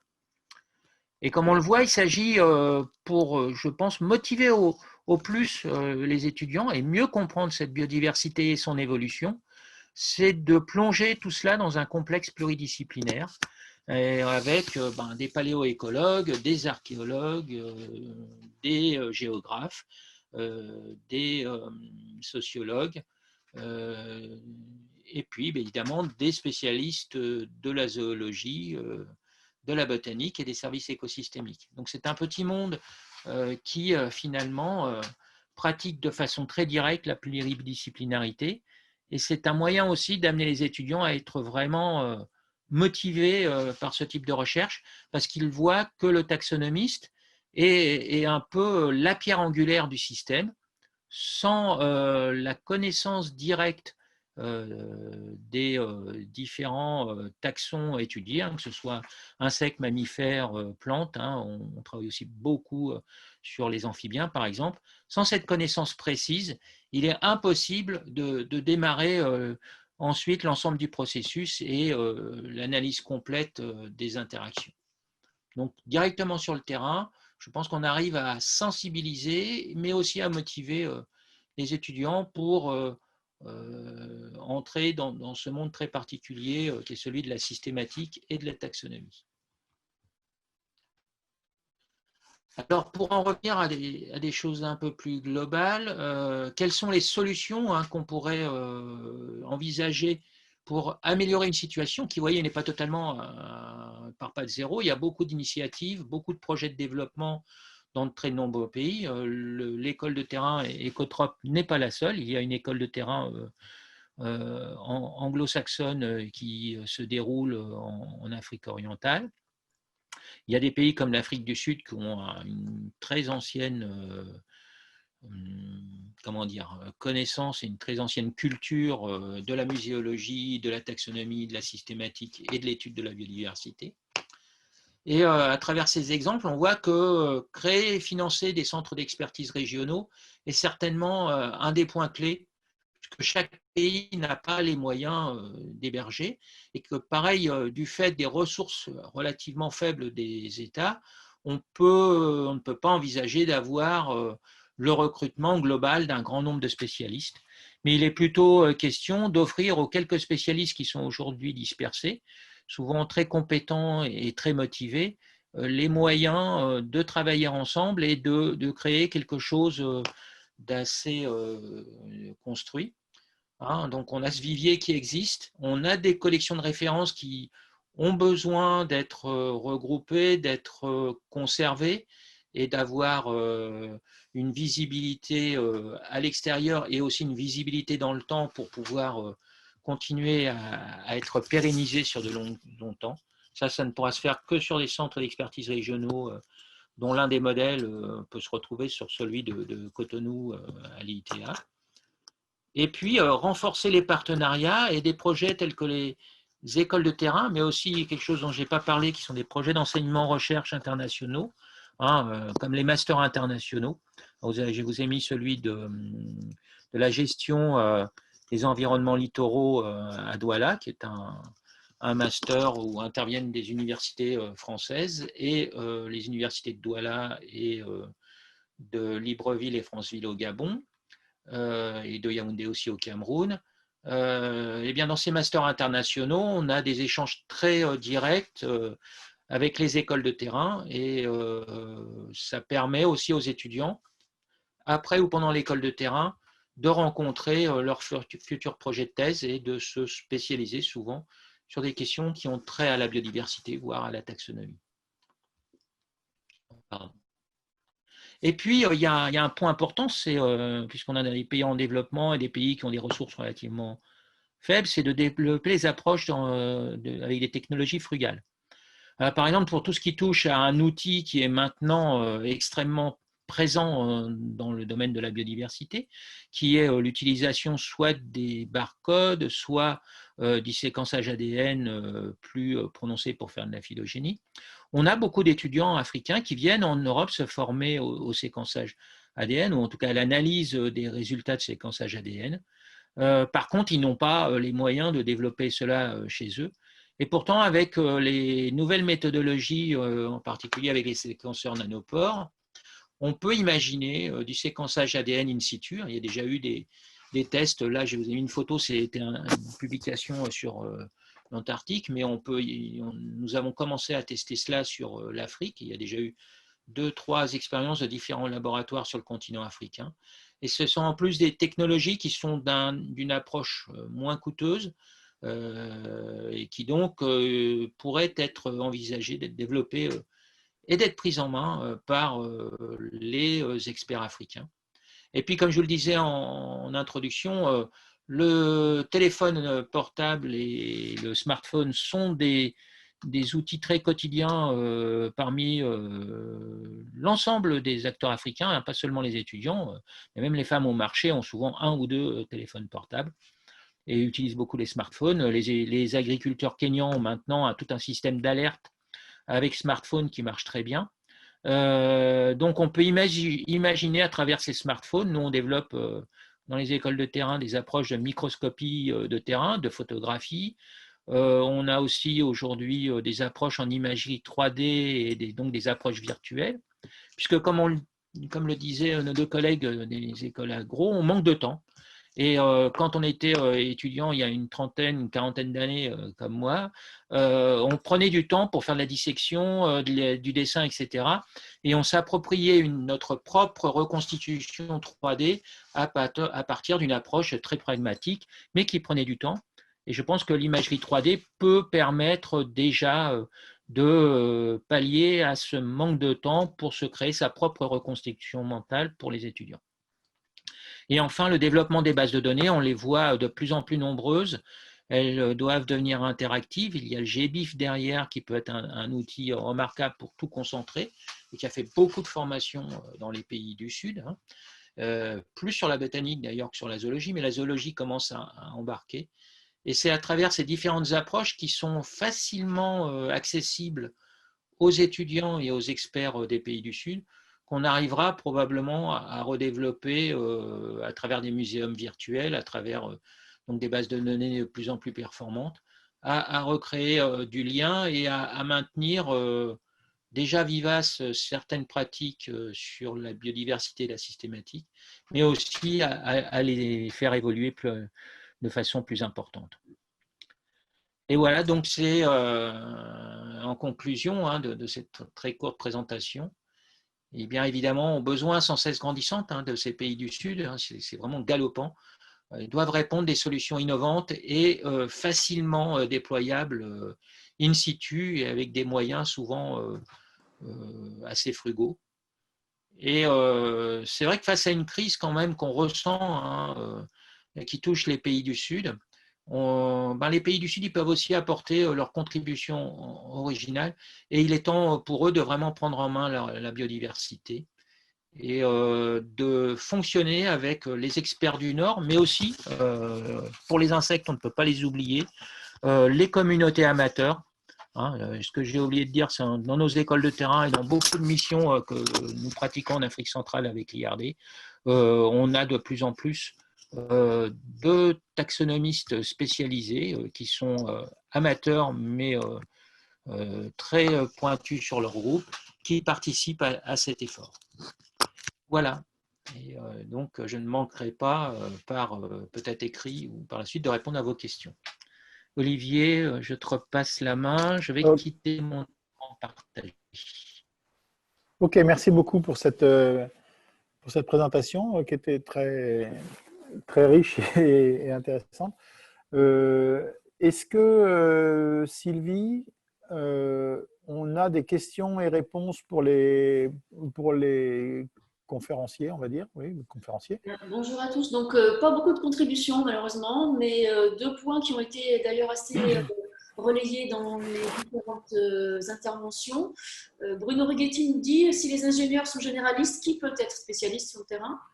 Et ne doit-on pas mobiliser l'enseignement technique agricole sur le niveau BTS et licence professionnelle? Donc, ça a été un petit peu évoqué par Marie-Stéphane et Anne. Et Philippe. L'Institut Florent vient en appui à l'enseignement agricole et forme des enseignants dans ce sens. L'Institut Florent a cité. Voilà, donc ça a été un petit peu abordé, mais c'est vrai qu'on n'a pas aujourd'hui fait intervenir l'enseignement technique agricole, qui a aussi de forts besoins en termes de compétences sur ces domaines-là.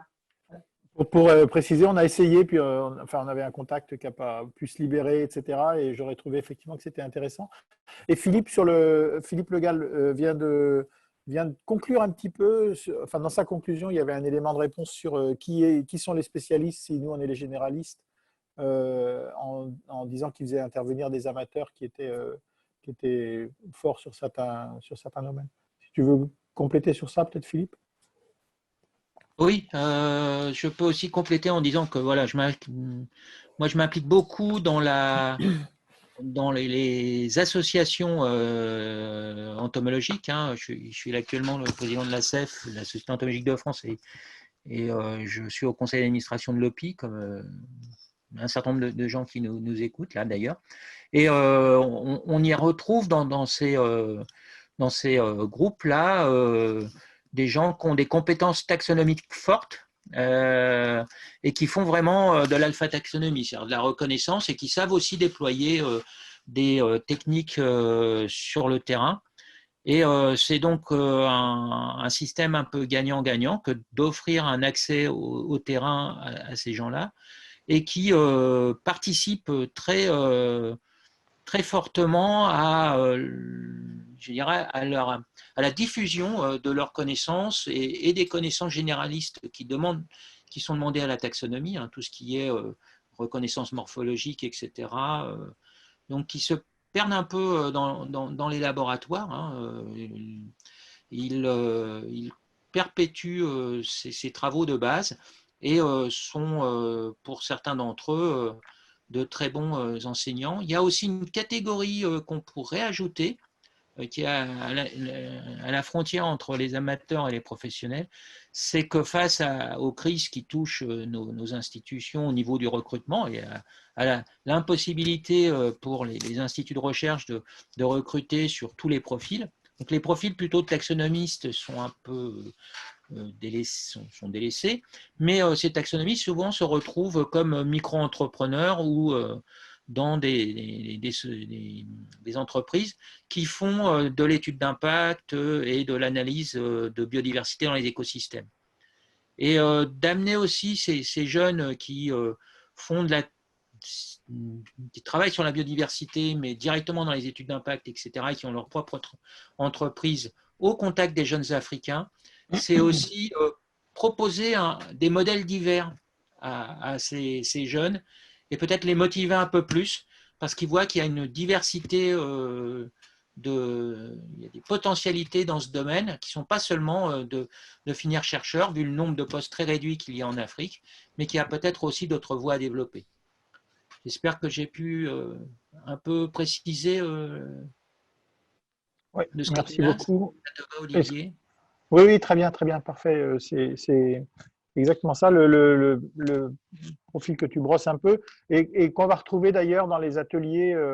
Il y a parmi nous, là, parmi les participants, donc il ne peut pas intervenir parce que le format webinaire, blabla, mais il y a David Genoux qui a un peu ce profil-là. Bonjour David.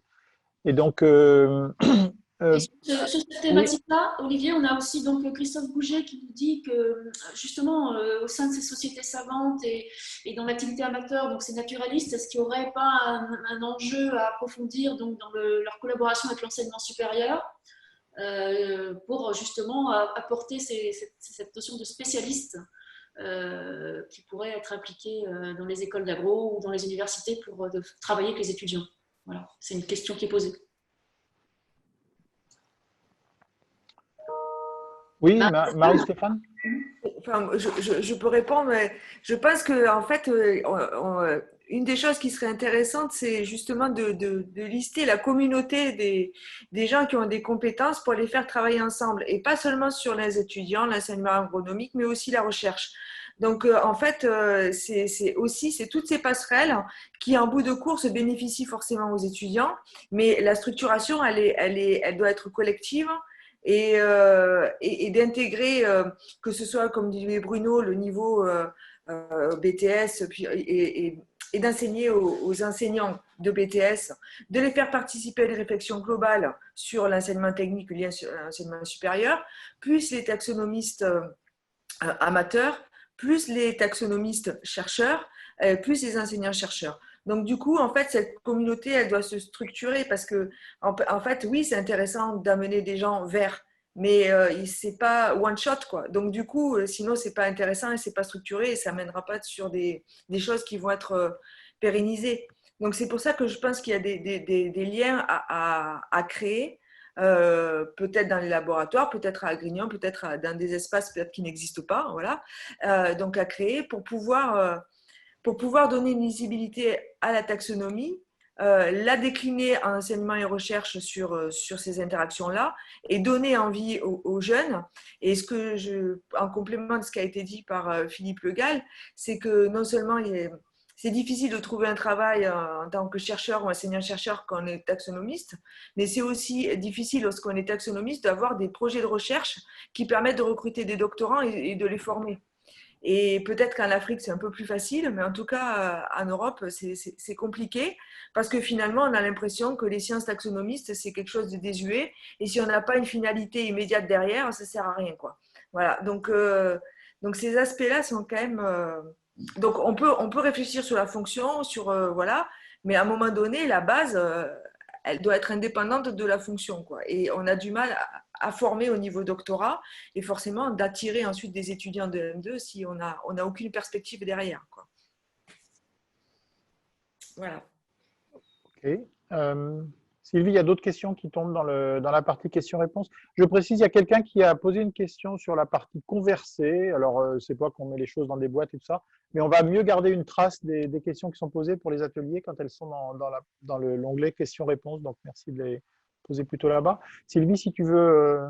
Alors, pour compléter, donc, ça tourne, enfin, les commentaires tournent effectivement autour de cet inventaire des spécialistes, qu'ils soient amateurs ou professionnels, notamment sur les compétences en taxonomie, morphologie et barcode, qui pourraient permettre d'obtenir cet état des lieux et donc de mettre en lumière les groupes taxonomiques pour lesquels nous n'avons pas de spécialistes.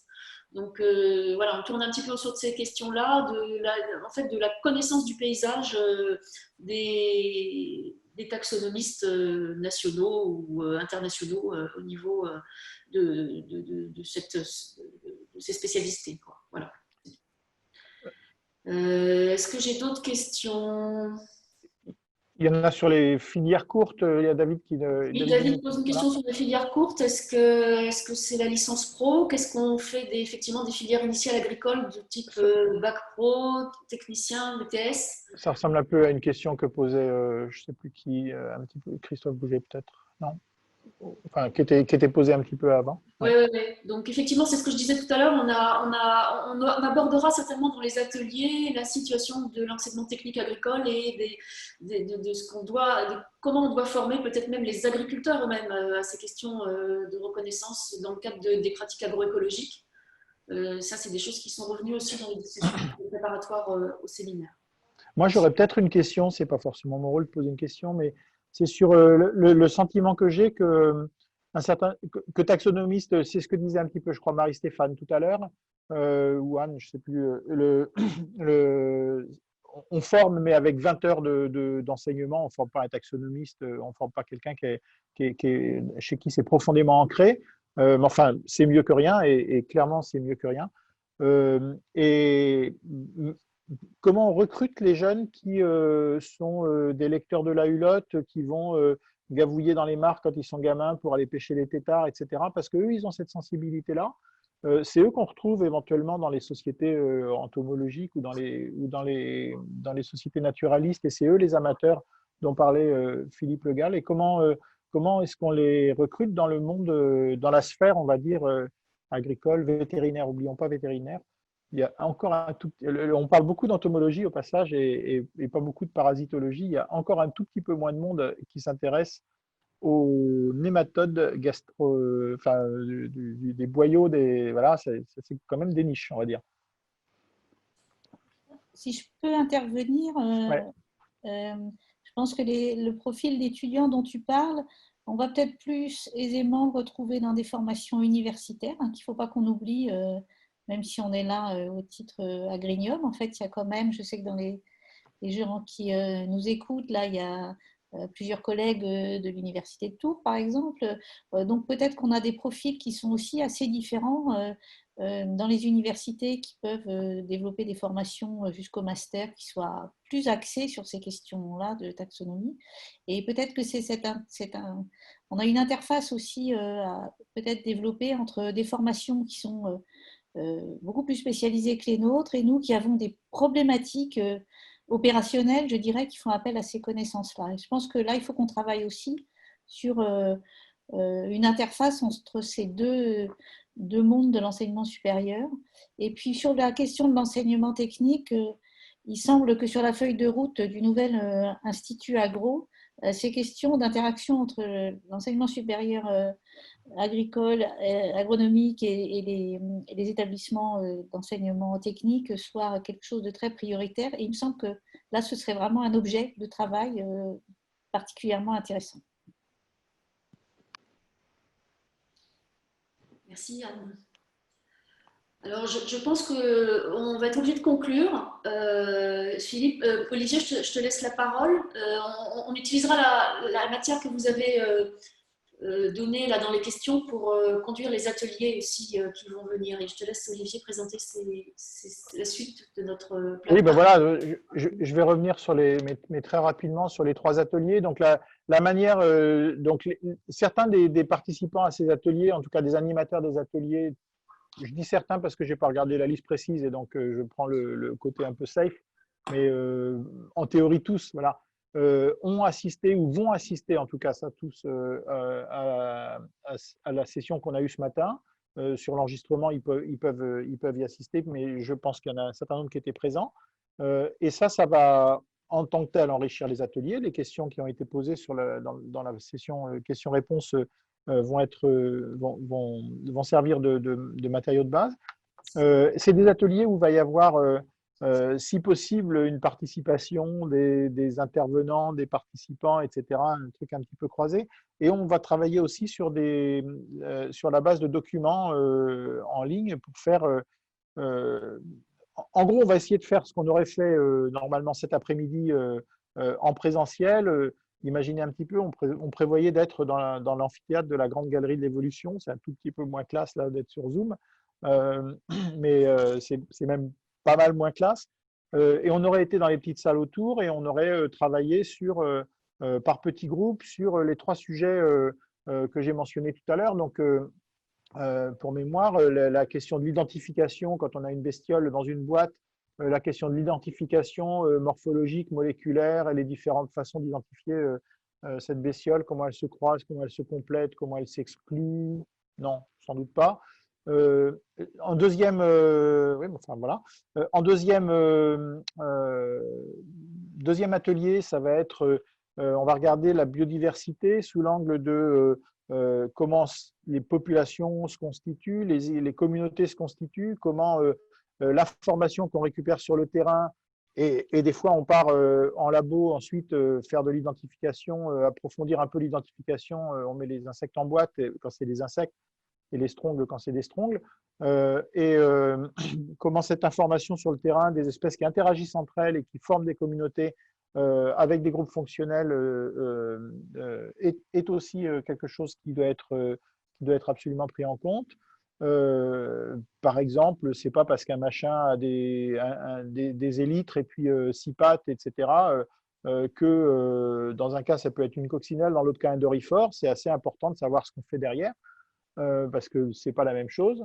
Et puis, on va regarder dans un troisième atelier le cas spécifique des espèces invasives, des espèces parasites, des espèces vectrices, donc certaines espèces qui posent une question particulière dans les domaines agricoles et vétérinaires, et puis quelles questions spécifiques elles posent. Voilà. Par exemple, les invasives, comme je disais tout à l'heure, ne sont pas présentes dans notre faune au départ, et donc éventuellement sont inconnues. Et donc on est pris au dépourvu quand on a vu arriver Drosophila suzuki ou frelon asiatique au départ. Voilà. Et donc, on va faire ces 3 ateliers. Le principe, c'est que tout le monde participe aux 3 ateliers. Va y avoir des travaux qui vont être à la fois articulés entre des documents qui vont être écrits, les choses qui vont être enregistrées. Sylvie commence à faire un enregistrement dès cet après-midi sur, je ne sais plus lequel, je crois, le premier atelier. Et donc, on va faire tout ça. Et puis, à la fin, une session qui va ressembler plus à celle d'aujourd'hui, une session de refermeture.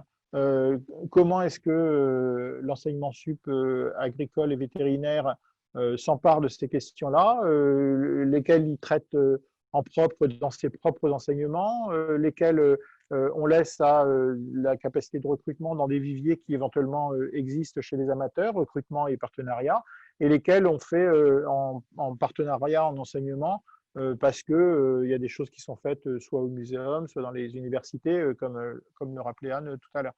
Et donc, voilà, on va essayer de voir un petit peu tout ça et faire somme toute, à la fin de la session, qui aurait dû être normalement ce soir, mais qui sera peut-être du coup dans un mois, enfin le temps que tout ça se mette en place pour substituer l'interactivité qu'on aurait pu avoir dans une session dans des pièces ensemble, par des échanges qu'on va avoir de manière plus virtuelle et donc un petit peu plus décalée dans le temps.